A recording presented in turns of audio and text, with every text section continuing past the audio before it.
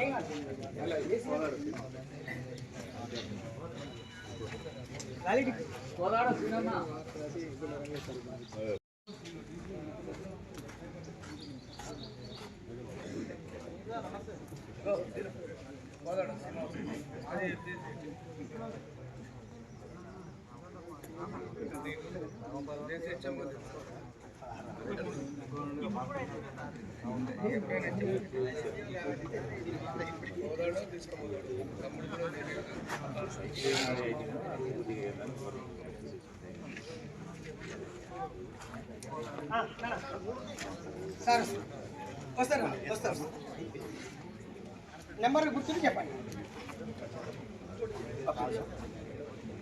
Submit చేయొద్దు sir.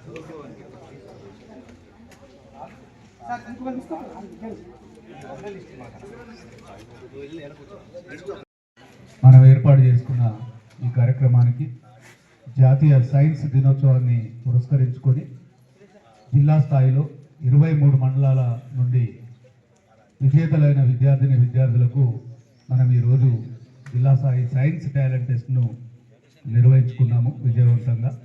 మరి ఈ కార్యక్రమానికి మేము పిలవగానే మాకు అన్ని ఏర్పాట్లు చేసి జిల్లా విద్యాశాఖ కార్యాలయంలో ప్రతి విషయంలో కూడా సలహాలు ఇస్తూ మమ్మల్ని వెన్నుతట్టి ప్రోత్సహిస్తున్నటువంటి మరి సెక్టోరియల్ అధికారి పెద్దలు శ్రవణ్ కుమార్ గారికి, అదేవిధంగా మరి జిల్లా సైన్స్ అధికారి, సైన్స్ కార్యక్రమాలు నిర్వహించడంలో ఉమ్మడి జిల్లాలోనే మరి అనేక కార్యక్రమాలు విజయవంతంగా నిర్వహించినటువంటి వ్యక్తిగా మరి గుర్తింపు పొందిన పెద్దలు జిల్లా సైన్స్ అధికారి దేవరాజు గారు, అదేవిధంగా సైన్స్ గురువు మార్గదర్శి, ఇందాక సార్ చెప్పినట్టు ఉమ్మడి ఆంధ్రప్రదేశ్ రాష్ట్రంలోనే సైన్స్ కోఆర్డినేటర్గా ఎస్సీఆర్టీలో పనిచేస్తూ పాఠ్యపుస్తక రచయితగా, అదేవిధంగా విద్యా విషయక కార్యక్రమాలు, శిక్షణ కార్యక్రమాలకు సంబంధించి మాడ్యూల్స్ రచయితగా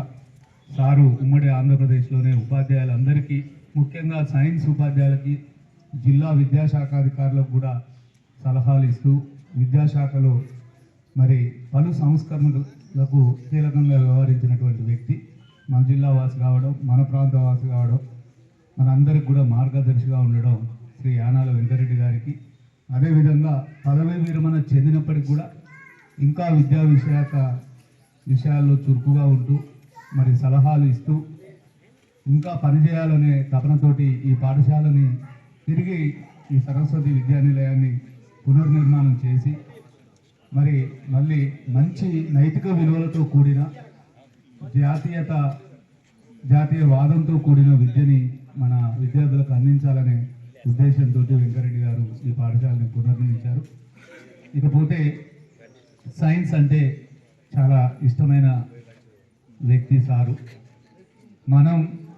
మన ఈ సంవత్సరం ఏపీఎస్టీ రాష్ట్ర శాఖ ఆధ్వర్యంలో ఏపీఎస్టీ జిల్లా శాఖలు అన్ని మండలాలలో మరి మెరికల్ లాంటి విద్యార్థుల్ని ప్రోత్సహించాలనే ఉద్దేశంతో ప్రతి పాఠశాలలో ఈ సైన్స్ టాలెంట్ టెస్ట్ని ప్రత్యేకంగా నిర్వహించడం, ఆ విద్యార్థుల్ని మండల స్థాయిలోకి తీసుకురావడం, మండల స్థాయి నుండి మరి జిల్లా స్థాయికి విద్యార్థుల్ని ఈరోజు ఎంపిక చేసుకొని మరి ఇక్కడ సైన్స్ టాలెంట్ టెస్ట్, మరి ముఖ్యంగా సైన్స్ అంటే పాఠశాలల్లో ఫిజికల్ సైన్స్ టీచర్స్ అన్ని విషయాల్లో కూడా యాక్టివ్గా ఉంటారు. అదేవిధంగా కొత్త సాంకేతికతని ముందు మన టీచర్లే అందిపుచ్చుకుంటారు పాఠశాలలో. కంప్యూటర్కి సంబంధించి కానీ, ఆన్లైన్కి సంబంధించి కానీ, విద్యా విషయక ఏ విషయం ఉన్నా పూర్తి పరిజ్ఞానంతో పాఠశాలల్లో భౌతిక రసాయన శాస్త్ర ఉపాధ్యాయులు పనిచేస్తూ ఉంటారు. కాబట్టి మిగతా సబ్జెక్టుల మాదిరిగా కాకుండా చాలామంది టాలెంట్ టెస్ట్ అన్నప్పుడు మన పాఠశాలలో కూడా చర్చకు వచ్చింది. మన ఉపాధ్యాయులు కూడా అడిగారు ఆఫ్లైన్ పెట్టవచ్చు కదా అని. లేదు, మనం టెక్నాలజీకి రిలేటెడ్గా ఉన్న సైన్స్ టీచర్స్ కాబట్టి ఏ రకంగానైనా విద్యార్థికి ఆ టెక్నాలజీని అలవాటు చేయాలనే ఉద్దేశంతో ఖచ్చితంగా మనం ఆన్లైన్ విధానంలోనే పరీక్ష నిర్వహించాలి, విజయవంతంగా వాళ్ళకి తెలియజేయాలి, అప్డేట్ కావాలి అని చెప్పి విద్యార్థులకి అందించాలనే ఉద్దేశంతో ఆన్లైన్ విధానంలోనే మరి సైన్స్ టాలెంట్ టెస్ట్ నిర్వహించాం. ఈ టాలెంట్ టెస్ట్ విద్యార్థులకి పాఠశాల స్థాయిలో ముఖ్యంగా 10వ తరగతి విద్యార్థులకి వాస్తవంగా అన్ని సబ్జెక్టుల కంటే ఈవెన్ మ్యాథమెటిక్స్ కంటే కూడా ఫిజికల్ సైన్స్లోనే మార్కులు తక్కువగా వస్తూ ఉన్నాయి పరీక్షల్లో. కొంత వాళ్ళు ఆలోచించి మేధస్సును ఉపయోగించి రాసే ఎగ్జామ్ అన్నది కాబట్టి వాళ్ళకు కొంత తెలియజేయాలనే ఉద్దేశంతో ఈ టాలెంట్ టెస్ట్ని తీసుకున్నాం. ఈ టాలెంట్ టెస్ట్ని నిర్వహించడంలో మరి మన ఉపాధ్యాయులందరూ కూడా సహకరించి విజయవంతం చేసినందుకు ప్రత్యేకంగా ధన్యవాదాలు తెలియజేస్తా ఉన్నాం. అదేవిధంగా దీని గురించి తెలియజేయగానే మరి వెంకరెడ్డి సారు ఈ వేదికని అందించి పూర్తి సహాయ సహకారాలు అందించినందుకు వారికి ఎస్సీ జిల్లా శాఖ పక్షాన ప్రత్యేక ధన్యవాదాలు తెలియజేస్తా ఉన్నాం. అదేవిధంగా దేవరాజు గారికి, శ్రవణ్ సార్ గారికి ప్రత్యేక ధన్యవాదాలు తెలియజేస్తా ఉన్నాం. గత కొద్ది రోజులుగా మనకు అంటే తక్కువ సమయాన్ని మేము తీసుకున్నాను. ఈ తక్కువ సమయంలో నాకు పూర్తిగా సమయం ఇచ్చిన గురుమూర్తి గారికి, చంద్రశేఖర్ గారికి, వెంకన్న గారికి, వనమాల శ్రీనివాస్ గారికి, తదితర మిత్ర బృందం అందరికీ మరి ప్రత్యేకంగా ధన్యవాదాలు తెలియజేస్తూ సెలవు తీసుకుంటున్నాను.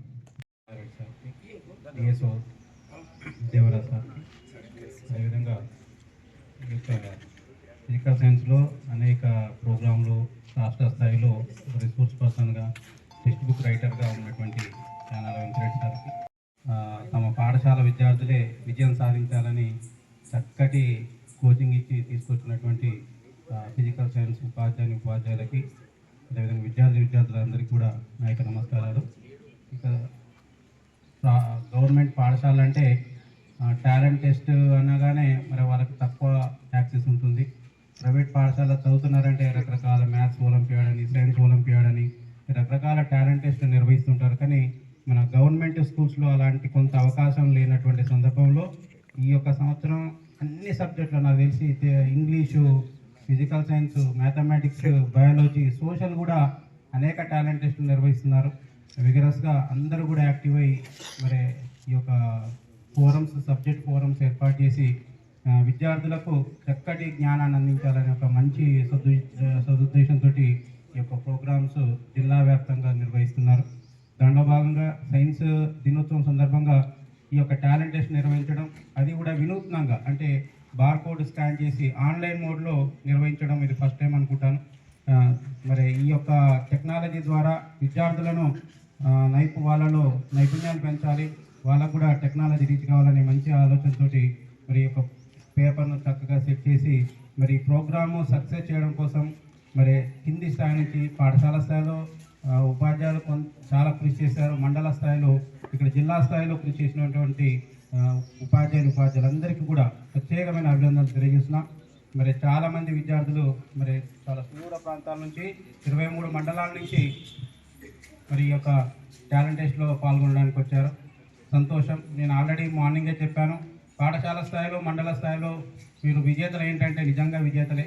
ఇక్కడ వచ్చిన తర్వాత ఇక కొంతమందిని స్క్రీనింగ్ చేయాలి కాబట్టి ఈ ముగ్గురిని విజేతలుగా ప్రకటిస్తారు. కానీ ఎవరైతే విజేత కాలేదో వారు డిస్కరేజ్ కాకండి, ఇది ఒక నాంది అనుకోండి. మీకు తెలుసు థామస్ ఆల్వా ఎడిసన్ అనేక అటెంప్ట్స్ చేసిన తర్వాత 100కు పైగా ఫెయిల్యూర్స్ తర్వాత ఒక సక్సెస్ సాధించారు. కాబట్టి అట్లా మీరు ఇంత దూరం వచ్చారు, ఇంతమంది విద్యార్థులతో ఇంటరాక్ట్ అయ్యారు, మీరు మీ యొక్క నాలెడ్జ్ని షేర్ చేసుకున్నారు, మంచి ఎక్స్పీరియన్స్ పొందారు. ఇది స్ఫూర్తిగా తీసుకొని రాబోయే కాలంలో మీరు మంచి విజయాలు సాధించాలని, ఎవరైతే విజేతలు కాలేదో వారిని డిస్కరేజ్ కావద్దు. రాబోయే కాలంలో మీరు ఎన్నో సాధించాలి. విజయాలు సాధించడంలో ఇప్పుడు స్టార్టింగ్ ఎర్లీ స్టేజ్లో ఉన్నారు కాబట్టి మీరందరూ కూడా 10th క్లాస్లో కూడా మంచి మార్కులు సాధించాలి. నాకు తెలిసి ఇక్కడికి వచ్చిన విద్యార్థులందరూ కూడా 10/10 సాధిస్తారని నేను అనుకుంటున్నాను. అందరూ 10/10 విద్యార్థులు కాబట్టి ఆ 10/10 సాధిస్తారు ఖచ్చితంగా. ఆ క్రెడిట్ మీకే కాదు, జిల్లా వ్యాప్తంగా లాస్ట్ ఇయర్ మీతో పాటు 10/10 సాధించినటువంటి విద్యార్థులతో పాటు వారి యొక్క పేరెంట్స్ కూడా పిలిచి కలెక్టర్ గారు, డిఓ గారు వచ్చి అవార్డుకి సన్మానం చేశారండి. కాబట్టి అది స్ఫూర్తిగా తీసుకోండి. 10/10 సాధించడంలో ప్రతి ఒక్క పాఠశాల నుంచి మీరు సాధించాలి. మీ యొక్క ఫ్రెండ్స్ ఎవరైతే ఉన్నారో వాళ్ళతో కూడా పోటీపడి వాళ్ళని కూడా సాధించేటట్టు చేస్తే గవర్నమెంట్ పాఠశాలలో విద్యార్థులు కూడా చాలా చక్కటి ప్రతిభ ఉన్న విద్యార్థులని ఉన్నారని మనం నిరూపించుకున్నట్టు అవుతుంది. 10/10 సాధిస్తే మీకు కూడా మంచి భవిష్యత్తు ఉంటుంది. మరి ట్రిపుల్ ఐటీలని కార్పొరేట్ కాలేజీలో కూడా మరి మీ యొక్క ప్రతిభ చూస్తే మరి మీరు ఈ యొక్క టాలెంట్ టెస్ట్ ద్వారా ప్రతిభ ఉన్నది. మంచి మార్కులు స్కోర్ చేస్తే వాళ్ళు కూడా మీకు ఫ్రీ సీట్స్ కూడా ఆఫర్ చేయడానికి అవకాశం ఉంటుంది. కాబట్టి ఏ ఎగ్జామ్ రాసినప్పుడు కూడా దాంట్లో మీరు చాలా విషయాలు తెలుసుకుంటారు. మరి ఈ యొక్క టెస్టును విజయవంతంగా పూర్తి చేయడం, జిల్లా వ్యాప్తంగా విజయవంతం చేయడం కోసం అందరూ చాలా చక్కగా కృషి చేశారు. తెర ముందు తెర వెనుక అందరూ కూడా ఎంతో ఇది ఒక యజ్ఞంలాగా చేస్తేనే ఈ యొక్క రూపం వచ్చింది. అందరికీ కూడా ప్రత్యేక అభినందనలు తెలియజేస్తూ విజేతలైన విద్యార్థులకి శుభాకాంక్షలు తెలియజేస్తూ ఈ అవకాశం. Thank you sir. జిల్లా సైన్స్ అధికారి దేవరాజు గారు ఒక్క నిమిషం మాట్లాడవలసిందిగా కోరుతున్నాను.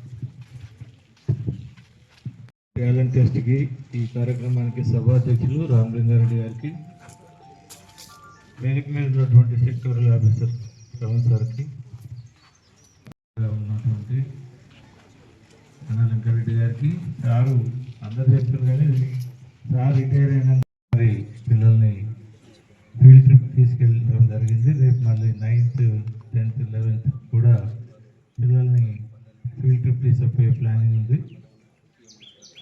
మన జిల్లాలో 20 పాఠశాలలు సెలెక్ట్ చేయడం జరిగింది.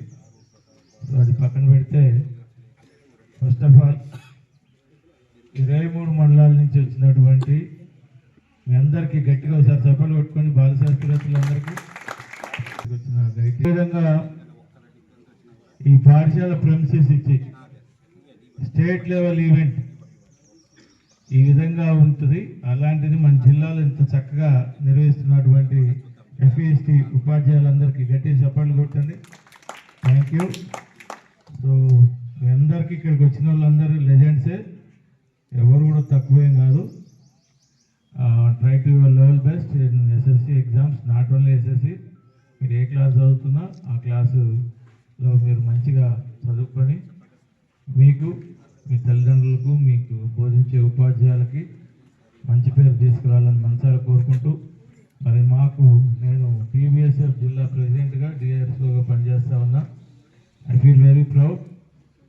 మిమ్మల్ని చూసి రాబోయే రోజుల్లో బయోసైన్స్ టాలెంట్ టెస్ట్ కూడా ఇట్లా నిర్వహించుకోవాలి అని నేర్చుకోవడం జరిగిందని గర్వంగా చెప్తూ, సో నాకు అవకాశం ఇచ్చిన కార్యక్రమాన్ని బహుశా రాష్ట్రంలో ఏ ఫోరం లేనప్పుడు మొట్టమొదటి ఏర్పడేటువంటి ఫోరం ఫిజికల్ సైన్స్ ఫోరం. అదే మిగతా ఫోరమ్స్ అన్నింటినీ దిక్సూచిగా మారినటువంటి forum physical science forum. So దాని ద్వారానే ఇవాళ అన్ని సబ్జెక్ట్స్ వాళ్ళు కూడా ఫోరమ్స్ ఏర్పాటు చేసి మార్గదర్శనం చేసేందుకు మొట్టమొదట ఎఫ్ఈఎస్టీ యొక్క బృందాన్ని అభినందిస్తున్నాను. తర్వాత ఈ సైన్స్ సంబంధించినటువంటి 2 అంశాలు మీతో మాట్లాడడానికి నేను ప్రయత్నం చేస్తాను. ఎందుకంటే సైన్స్ సంబంధించిన అంశం కాబట్టి పర్యావరణాన్ని అవగాహన చేసుకుని, పర్యావరణాన్ని వినియోగించుకొని, పర్యావరణాన్ని కాపాడడం అనేటువంటిది సైన్స్ యొక్క బాధ్యత. ఇవాళ ఒక్కసారి మనం ప్రశ్నించుకుంటే, నాకు తెలుసు మేము గత పాత పుస్తకంలో 4వ తరగతి పరిసరాల విజ్ఞాన పుస్తకం రాసినప్పుడు కాలాలు 3 రకాలు అనుకున్నాం. తెలుసా మీ అందరికీ? పిల్లలతో డైరెక్ట్ మాట్లాడతాం. కాలాలు ఎన్ని ఉంటాయండి? ఎన్ని కాలాలు ఉన్నాయి మనకు? వేసవికాలం, తర్వాత చలికాలం, ఎండాకాలం 3 ఉంటాయి. అది ఇదే కాలం చెప్పండి. ఇదే కాలం చలికాలమా, ఎండాకాలమా, వానాకాలమా? గట్టిగా చెప్పాలి. ఇంత మండలాలు సెలెక్ట్ చేస్తున్నారు. డౌట్ వస్తుంది మనకు. నిజంగా ఇవాళ ఏ కాలం ఎప్పుడు వస్తుందో అర్థం కావట్లేదు. అసలు ఈ సంవత్సరం చలికాలం ఉందా అనేది కూడా డౌట్ వస్తుంది. కారణం ఏంటంటే క్లైమేట్ చేంజ్ అయింది. మన సాధారణంగా చెప్పుకుంటారు బహుశా మీకు, భూతాపం పెరిగింది, గ్లోబల్ వార్మింగ్ అయింది. ఈ వార్మింగ్ వల్ల ఇవాళ ప్రపంచవ్యాప్తంగా భూమి యొక్క వేడి 5% టెంపరేచర్ పెరిగిపోయింది. చాలా దేశాల్లో కూడా గతంలో 5-6 సెంటిగ్రేడ్ 15 ఉన్నటువంటి 20 ఉన్నటువంటి దాంట్లో కూడా ప్రతి దాన్ని కూడా దేశంలో కూడా 5% పెరిగేటువంటి పరిస్థితి ఏర్పడింది. దీనికి కారణం ఏంటనేటువంటి ఒకసారి విశ్లేషణ చేసుకోవాల్సిన అవసరం ఉంది. మొట్టమొదట మనం ఆలోచించినప్పుడు ఈ భూమిని కాపాడుకోవాలి, ఈ భూమి మీద ఉన్నటువంటి మట్టిని కాపాడుకోవాలి, ఈ భూమి మీద ఉన్నటువంటి చెట్టుని కాపాడుకోవాలి, ఈ భూమి మీద ఉన్నటువంటి నీటిని కాపాడుకోవాలి, ఈ ప్రకృతిలో ఉన్నటువంటి ప్రతి ప్రాణిని కూడా కాపాడుకోవాల్సిన అవసరం ఉంది. చూస్తున్నాం మనం బుర్స్ ఇక్కడ సార్లు పోసామో చూసారో లేదు, పిల్లలు అయితే నేను చూసుకుంటాను అనుకోను. రాబందులు చూసారా మీరు ఎప్పుడైనా? రాబందులు చూసారు ఎంతమంది ఉన్నారు? మీరు చాలా మంది డిస్కవరీ ఛానల్లో చూసుకుంటారు. గద్దలు ఎంతమంది చూసారు పిల్లలు? గద్దలు కూడా చూసారు, అందరూ కూడా బొమ్మలు చూసుకుంటారు, కొంచెం పుస్తకాల బొమ్మలు చూసుకుంటారు. నాకు తెలిసి అవి కనిపించుతారా? నేను తెలిసిన మీకు రెండే చెప్పాను, కానీ కొన్ని వందల రకాలైనటువంటి జంతువులు, పక్షులు, క్రిములు, కీటకాలు ఇవాళ అంతరించిపోయాయి. దానికి కారణం మానవుని యొక్క స్వార్థం, మానవుని యొక్క జీవన విధానంలో వచ్చేటువంటి మార్పు కోసం, సుఖమయ జీవనాన్ని అనుభవించడానికి చేసినటువంటి యొక్క కార్యక్రమాల ద్వారా ఇవాళ జరగడం జరిగింది. ఒకసారి మనం ఇంటికి వెళ్తూ చూస్తే మన ఇంట్లో ఏమేమి ఉన్నాయో ఒకసారి ఆలోచించినప్పుడు వాడే పోగానే మీరు పెట్టేటువంటి సెల్ ఫోన్ తీసుకుంటారు పిల్లలు, ఇంటికి పోగానే నాన్న దగ్గర అనుకొని. సెల్ ఫోన్ వాడితే జరిగేటువంటి ప్రమాదం ఏంటి? మీరు ఓపెన్ చేసి పెట్టేటువంటి టీవీ ఉపయోగిస్తే జరిగేటువంటి ప్రమాదం ఏంటి? వేడిగా ఉందని చెప్పి మీరు ఉపయోగించేటువంటి ఏసీ వల్ల వచ్చేటువంటి ప్రమాదం ఏంటి? మీరు తాగడానికి చల్లటి నీళ్ళ కోసం పెట్టుకున్నటువంటి ఫ్రిడ్జ్ యొక్క ప్రమాదం ఏంటి? ఏ వస్తువు తీసుకున్న వాళ్ళ ఎలక్ట్రిసిటీ సంబంధించి మీ సుఖమైన జీవనానికి, మీ యొక్క అబ్బాటాల కోసం మీరు ఉపయోగించేటువంటి ప్రతి దాని వల్ల వచ్చేటువంటి ఒక ప్రమాదం పర్యావరణానికి ఏ రకంగా చూపిందంటే కొన్ని వేల కొలది ప్రాణులు అంతరించిపోయేటువంటి పరిస్థితి ఏర్పడింది. ఈ పరిస్థితి ఏర్పడడానికి మొట్టమొదటి కారణం భూమిని రక్షించుకోవాల్సిన అవసరం ఉంది.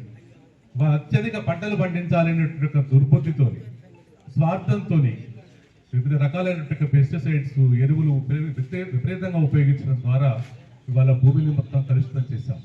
ఏం తినాలన్నా కూడా అనుమానించేటువంటి పరిస్థితి ఏర్పడింది. మనకు పాలు తాగాలంటే అనుమానం వచ్చేటువంటి పరిస్థితి ఏర్పడింది, నీళ్లు తాగాలంటే అనుమానం వచ్చేటువంటి పరిస్థితి ఏర్పడింది, బయటికి పోయి ఒక అరటి పండు కొనుక్కొని తిందామంటే అనుమానం వచ్చేటువంటి పరిస్థితి ఏర్పడింది. ఏ పండు తినేటువంటి పరిస్థితి లేదు. మనం తిన్నా కూడా అది ఏ రకమైన ప్రమాదానికి దారిస్తుందో తెలియనటువంటి పరిస్థితి ఏర్పడింది. కాబట్టి భూమిని కాపాడుకోవడానికి కోసం మనం ఏం చేయాలంటే ఒకసారి ఆలోచించాలి. రెండవది నీటి గురించి కూడా. మేము చిన్నప్పుడు మా బావి దగ్గరికి వెళ్ళి చెరువులు ఇట్లా మట్టిలో తవ్వి నీళ్ళ తీసి చెరువుల లోపల వచ్చేటువంటి ఒక నీటిని తాగేవాళ్ళం. కానీ ఇవాళ మనకు ఫిల్టర్ వాటర్ తాగడానికి కూడా డౌటే వస్తుంది ఇవాళ. ఎందుకంటే ఫిల్టర్ వాటర్లో కూడా క్యాన్సర్ సంబంధించినటువంటి ఒక ప్లాస్టిక్ సంబంధించినటువంటి కణాలు మనకు కనిపించినటువంటి కణాల ద్వారా వచ్చేటువంటి పరిస్థితి కనిపించింది. ప్లాస్టిక్ ప్రమాదం ఒకసారి మనం చూడాలి. ఇప్పుడే మేము ఒకసారి చాలాసార్లు అడుగుతుంటాం. మేము తిరుగుతున్న సందర్భంలో, ఈ రాష్ట్ర వ్యాప్తంగా CGR ప్రోగ్రాం తిరుగుతున్న సందర్భంలో ఇప్పుడు భోజనం చెప్పేయమని చెప్తే హోటల్కి వెళ్తాం. హోటల్కి వెళ్తే అన్నము దేంట్లో కడతాడు, ఒక ప్యాక్ చేయమంటే ఒక చూడడానికి పసుపు ఆకుపచ్చ కనిపించేటువంటి ఇస్తారు, దానిపైన ఉండేటువంటి పొర ప్లాస్టిక్దే ఉంటుంది. కర్రీ పెట్టడానికి ఏం చేస్తాడు, వేడి వేడి కర్రీని ఒకసారి ప్లాస్టిక్ సంచి కాగితం తీసుకుని ఉప్పుతాడు, ఆ నోట్లో కూడా అలా పోతుంది. ఆ ఊడిన దాంట్లోంచి పోస్తాడు, పప్పు దాంట్లో వేస్తాడు, దాంట్లో చారు పోస్తాడు, దాంట్లో వేడి వేడి అన్ని కూడా చాలా వేడి వేడి అన్ని కట్టి పెడతాడు.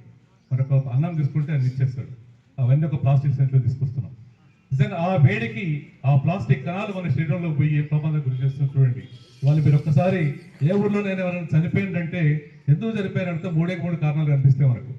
నెంబర్ 1 క్యాన్సర్తోనే చనిపోయి ఉంటున్నాడు, నెంబర్ 2 హార్ట్ అటాక్తోనే చనిపోయి ఉంటున్నాడు, నెంబర్ 3 యాక్సిడెంట్తోనే చనిపోతున్నాడు. ఇంతకంటే పెద్ద ప్రమాదాలు మనకి కనిపించాలి. ఇవన్నీ కూడా మనిషి చేసినటువంటి నష్టాలేవి. ఇప్పుడు ప్లాస్టిక్ గురించి మనం మాట్లాడుకునే సందర్భం లోపల మీ విచిత్రమైన పరిస్థితి దాదాపు ఒక 4 years బ్యాక్ నేను ఒమేగా హాస్పిటల్ మనకు హైదరాబాద్లో ఉన్నటువంటి క్యాన్సర్ హాస్పిటల్లో మోహన వంశీ అని చెప్పి ఒక ఆంకాలజిస్టు మనకు TV5 చాలా టీవీలలో వస్తుంటారు, రెగ్యులర్ మీరు చూడొచ్చు అతన్ని. ఆయనతో నాకు పర్సనల్ పరిచయంతో మాట్లాడినప్పుడు అడిగాను. అక్కడికి వెళ్తే మీరు ఆశ్చర్యపోతారు, 4 years బాబుకి క్యాన్సర్ వచ్చిందండి. ఎందుకండి సార్ ఇంత చిన్న పిల్లవాడికి ఏం చేసింది, పాపం ఏం తినలేదు, ఏం తాగలేదు, వీడికి ఎందుకు వచ్చింది క్యాన్సర్ అడుగుతుంది. చెప్పింది ఏంటంటే, సార్ వాడు పుట్టిన తర్వాత తాగేటువంటి పాల పీక దేంతో తయారవుతుంది, వాడికి ఇచ్చినటువంటి పాల సీసా దేంతో తయారవుతుంది, వాడికి ముట్టి కట్టినటువంటి డైపర్ దేంతో తయారైంది, వాడిని పడుకోబెట్టినటువంటి చాప దేంతో తయారైంది, వాడికి తాపేటువంటి నీటి గ్లాస్ దేంతో తయారైంది, వాడికి తాపేటువంటి సాధించేటువంటి మక్కు దేంతో తయారైంది, వాడి దానికి తెచ్చినటువంటి నీళ్ళ యొక్క బకెట్ దేంతో తయారైంది. ప్రతి వస్తువు ప్లాస్టిక్తో వచ్చినటువంటి వస్తువులను వాడుతున్న సందర్భం లోపల ఈ రకమైనటువంటి ప్రమాదం రావడానికి అవకాశం ఉంది. కాబట్టి మనం ప్లాస్టిక్ నిషేధించడానికి ప్రయత్నం చేద్దాం. మీ అందరూ బహుశా సైన్స్ పుస్తకాలు చదువుకుని ఉంటారు. ప్లాస్టిక్ని మనం 4 R's అని చెప్పుకున్నాం. 4 R's తెలుసు కదా, ఇంగ్లీష్ మీడియం ఉంటారు ఎక్కువ మంది. ఆ 4 R's లో మీరు ఏం చేస్తారు? నేను ఒక చిన్న ఎగ్జాంపుల్ చూపిస్తాను. నా చేతిలో ఉన్నటువంటి ఒక పెన్ను చదువు కనిపిస్తుందా? ఈ పెన్నుని రీసైక్లింగ్ ద్వారా తయారు చేసినటువంటి పెన్ను ఇది. ప్లాస్టిక్ అంతా కూడా మనం ఎక్కడ పడితే అక్కడ పడేయకుండా మీరంతా కట్టగట్టి పెట్టి మీరు ఇలా ఈరోజు రీసైక్లింగ్ సంబంధించిన సూర్యాపేట పట్టణంలో చూసినట్టయితే మీకు మనకు మున్సిపాలిటీ వాళ్ళు తీసుకుపోతున్నారు. ఆ రీసైకిల్ చేయడం వల్ల 4 పెట్ స్పైట్ బాటిల్స్తో ఈ పెన్ తయారైందండి. 4 పెట్ స్పైట్ బాటిల్స్తో అలాంటివి ఎన్నో బెంచీలు కుర్చీలు ఎన్నో తయారు చేయడానికి వాళ్ళ అవకాశం ఉంది. ఆ ప్రయత్నం జరుగుతుంది. కాబట్టి ప్లాస్టిక్ను తక్కువగా వినియోగించడానికి మనం ప్రయత్నం చేద్దాం అనేటువంటి ఒక విషయాన్ని గుర్తు చేయడం కోసం మాట్లాడుతున్నాం. తర్వాత ప్రధానమైనటువంటి అంశము చెట్లకు సంబంధించినటువంటి అంశం కూడా ఆలోచించాలి. ఒక సైన్స్ నేర్చుకున్న విద్యార్థులుగా, ఈ పర్యావరణాన్ని కాపాడేటువంటి విద్యార్థులుగా మనం ఖచ్చితంగా మనం చెట్లను పెంచడం కోసం కొన్ని ప్రణాళికలు వేసుకుందాం.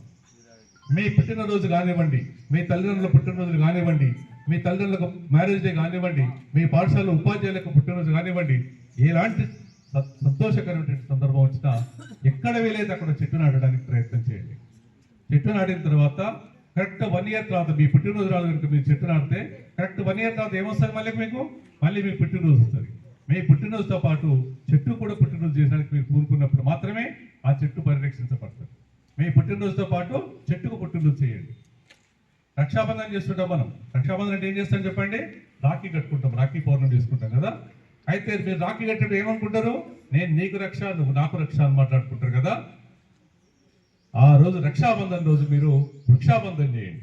అప్పుడు మాత్రమే చెట్టు రక్షించబడుతుంది. అప్పుడు మాత్రమే చెట్టు మీరు ఉంచడానికి అవకాశం ఉంది. ఎందుకంటే నేను ఒకసారి చెప్తున్నాను, ఇట్లాంటి చెట్టు మీ స్కూల్లో చాలా ఉంటాయి.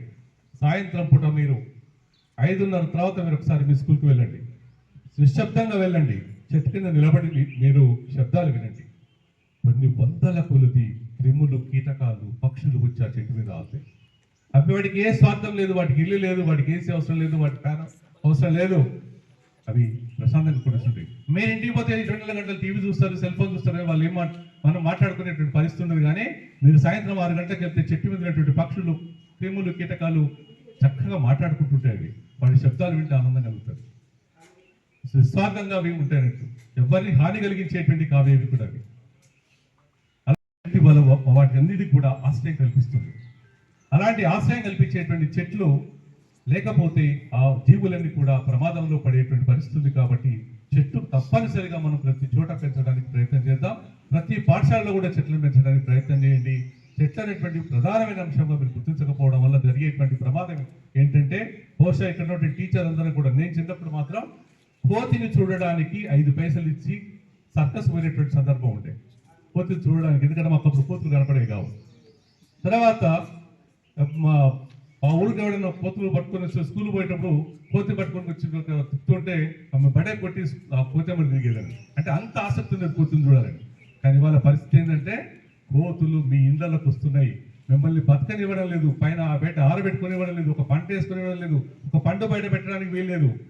అలాంటి పరిస్థితి రావడానికి కారణం ఏంటంటే, వాటి ఆవాసాల మీద మనం దాడి చేశాం. ఇవాళ మీరు శ్రీశైలం అడవుల వైపు కనుక రోడ్డు మీద వెళ్తుంటే, శ్రీశైలం వెళ్తుంటే రోడ్డు మీదకి మనకు ఏనుగులు కనిపిస్తున్నాయి, చిరుతపుళ్ళు కనిపిస్తున్నాయి, ఎల్లుబొంట్లు కనిపిస్తున్నాయి. ఎందుకంటే వాటి స్థావరాలను మనం ఆక్యుపై చేసుకోవడం వల్ల అవి మన స్థావరాలకు వచ్చేటువంటి పరిస్థితి ఏర్పడింది. ఇవాళ మీ కోతులన్నీ కూడా ఏంటంటే వాటి ఆవాసాలను మీరు దురాక్రమణ చేశారు. కాబట్టి అవి మన మీద దురాక్రమణ చేయడానికి వాళ్ళు వచ్చినాయి. ఎందుకంటే మన తర్వాత తెలియకల వాళ్ళు ఎవరంటే, మనం ఎక్కడి చేసాం, కోతుల నుంచి వచ్చాం. కాబట్టి కోతులు మాత్రమే ఫస్ట్ చేసినాయి. కొంతకాలం కనుక ఇట్లా మనం విధ్వంసం చేసుకుంటూ పోతే మాత్రం అన్ని జంతువులు మన మీద యుద్ధం ప్రకటించడానికి అవకాశం ఉంది. కాబట్టి మనం మన లైఫ్ని కాపాడుకోవాలనుకుంటే మన పర్యావరణాన్ని కాపాడుకోవాల్సిన అవసరం ఉంది, అడవులను పెంచాల్సిన అవసరం ఉంది, చెట్లను పెంచాల్సిన అవసరం ఉంది.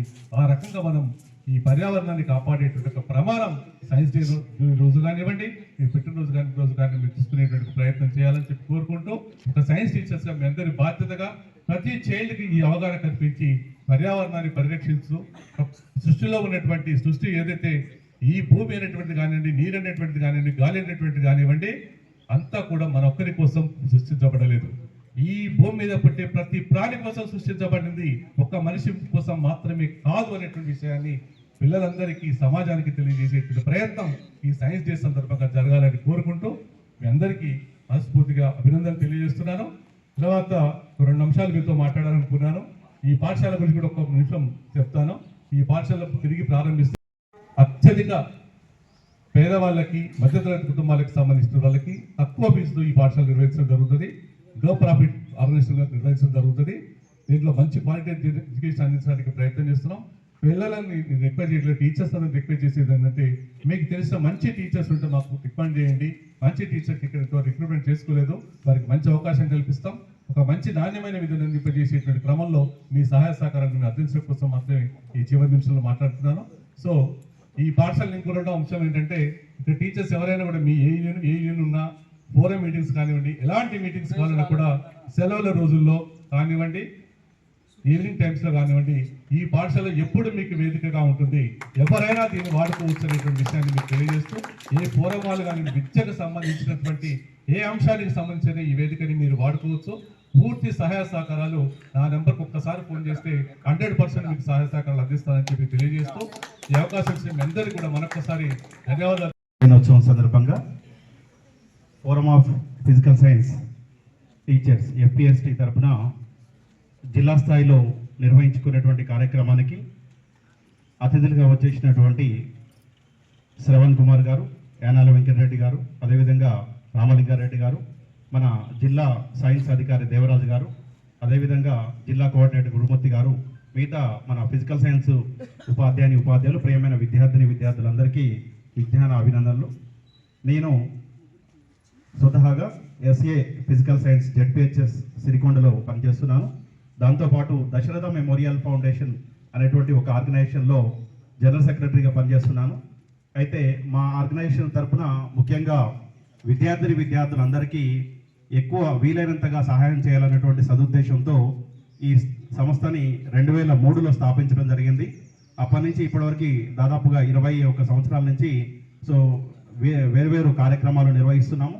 దాంట్లో భాగంగా ఈ విద్యార్థుల కోసం నిర్వహించినటువంటి ఏ కార్యక్రమానికైనా కానీ తోడ్పాటు అందించాలనేటువంటి ఉద్దేశంతో ఈ సంవత్సరం మ్యాథ్స్ వాళ్ళు నిర్వహించినటువంటి టాలెంట్ టెస్ట్ నల్గొండ, సూర్యాపేట, అదేవిధంగా ఇంగ్లీష్ వాళ్ళు నిర్వహించినటువంటి టాలెంట్ టెస్ట్కి, దాంతోపాటు మన ఫిజికల్ సైన్స్ వాళ్ళు నిర్వహించినటువంటి టాలెంట్ టెస్ట్ కూడా మా ఫౌండేషన్ తరఫున తోడ్పాటు అందించాలనేటువంటి ఉద్దేశంతో ఈ విధంగా సహాయం చేయడం జరిగింది. మరి ఈ సహాయం చేసినప్పటికీ అంటే దాతలు చాలామంది ముందుకు వస్తున్నారు, ఇవ్వడానికి రెడీగా ఉన్నారు. కానీ అది ఎప్పుడైతే గ్రౌండ్ లెవెల్లో, రూట్ లెవెల్లో విద్యార్థికి కానీ అది నీడీ పీపుల్కి ఎప్పుడైతే అది అందుతుందో, దాని సత్ఫలితం అనేది అందిస్తుందో, అప్పుడు ఆ సహాయం చేసినటువంటి దాతకి సంతృప్తి అనేది ఇవ్వడం జరుగుతుంది. మరి ఇప్పుడు ఈ నిర్వహించినటువంటి మ్యాథ్స్ వాళ్ళు నిర్వహించారు, ఇంగ్లీష్ వాళ్ళు నిర్వహించారు, అదేవిధంగా ఈరోజు మన ఫిజికల్ సైన్స్ వాళ్ళు నిర్వహించాము. దీనికి నాకు చాలా సాటిస్ఫైడ్గా ఉన్నాను. ఎందుకంటే మిగతా సబ్జెక్టులకి భిన్నంగా మనకి పిల్లలకి నెక్స్ట్ రాబోయే భవిష్యత్తులో అందరూ కూడా అన్నీ కూడా CBT టెస్టులు అంటే కంప్యూటర్ బేస్డ్ టెస్టులు ఉంటాయి అని ఖచ్చితంగా విద్యార్థులకు అటువంటి అలవాటుని ఇప్పుడు పాఠశాల స్థాయి నుంచే అందించాలనే ఉద్దేశంతో మన FPST స్టేట్ టీము, అదేవిధంగా జిల్లా టీము, రామలింగారెడ్డి గారు, దేవరాజు గారు, గురుమూర్తి గారు, వీరందరూ కూడా దానికి టెక్నికల్ సపోర్ట్ ఇచ్చి అందరు ఉపాధ్యాయులకి ఎప్పటికప్పుడు సలహాలు, సూచనలు అందిస్తూ దీన్ని ఇంత దిగ్విజయం చేయడానికి నాకు సంతృప్తినిస్తుంది. వారందరికీ ప్రత్యేకంగా మా ఫౌండేషన్ తరఫున, మా పాఠశాల తరఫున వారికి ధన్యవాదాలు తెలియజేస్తున్నాం. ఈ అవకాశం ఇచ్చినటువంటి ఇంకా మంచి ఇంతకంటే గర్వకారణమైంది లేదు. అమ్మ రండి సార్, గైడ్ టీచర్ ఉన్న పేరెంట్ ఉంటే మాత్రం పేరెంట్ కూడా రండి. ముఖ్య అతిథుల చేతుల మీదుగా చిన్నారిని ఆశీర్వదిస్తూ రాకేష్ని యాక్చువల్గా సెకండ్ థర్డ్ మార్క్సే కానీ ముగ్గురు కూడా ఈక్వల్గా వెళ్తుంటారు అక్కడికి.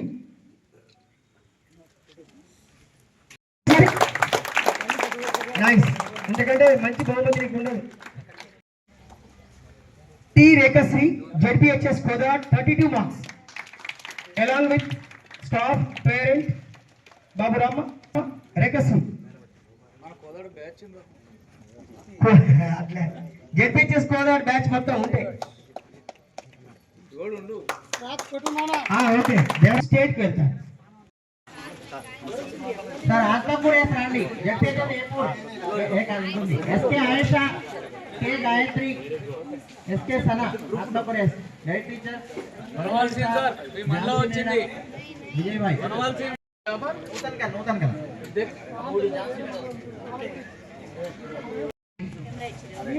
Okay, thank you. అంటే ఇప్పుడు వీళ్ళు ఫస్ట్ సెలెక్టెడ్ తీసుకున్నారు. నెక్స్ట్ మార్క్స్ 28 ఉన్నాయి. Next marks 28. మరి బహుమతులు అందుకుంటున్నారంటే వాళ్ళ ప్రతిభా పాఠాలు కూడా మరి ప్రశంసించదగి.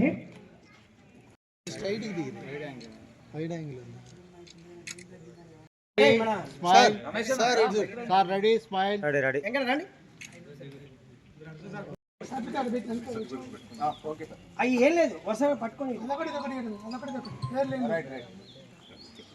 గైడ్ టీచర్లు మీకు అటెండెన్స్ సర్టిఫికేట్ కింద ఇస్తారు. ఒకసారి చెప్పండి, ఇట్లా వస్తుంది. రెడీ.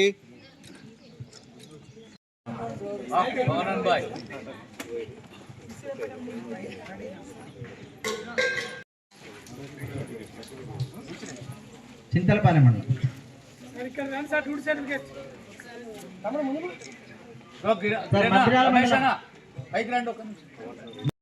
వెంపటి సార్, ఇది మద్రాల సార్, మద్రాల మండలం గోరెంట్ల.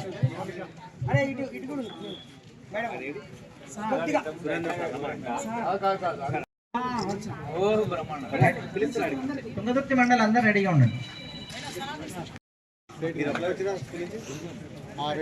నాగారం మండలం సిద్ధంగా ఉండాలి. ఈటూరు మహేష్, జాయిరెడ్ కూడా పడిపోయింది.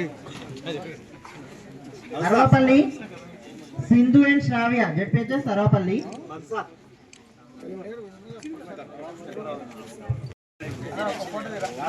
ఇప్పుడు ఫోటో దిగుతున్న Jajireddyguda mandal ZPHS Sarvapalli students.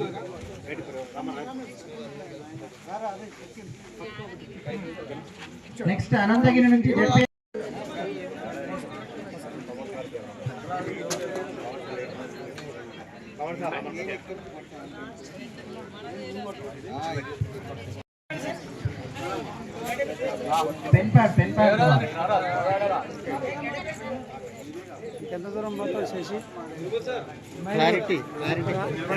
Anwar Pasha Ganapavaram, please be ready. ఇప్పుడు ఫోటో దిగుతున్న టీం పెన్పాడ్ మండలం.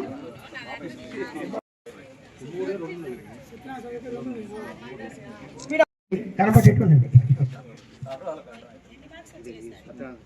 29. నెక్స్ట్ పొజిషన్ కూడా 29. Sir next ZPHS చాలసింగారం.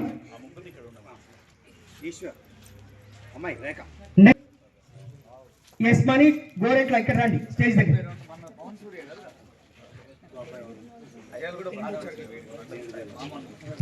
ZPHS Gorentla Kishore గారు. S Mani from Gorentla 5th place. యాక్చువల్గా sir okay, thank you sir. Next Anantagiri please come. T Rekhashri ZPHS Kodad 32 marks along with staff parent Baburama Rekhashri. అట్లా ZPHS Kodad batch మొత్తం ఉంటే okay స్టేట్కి వెళ్తాను.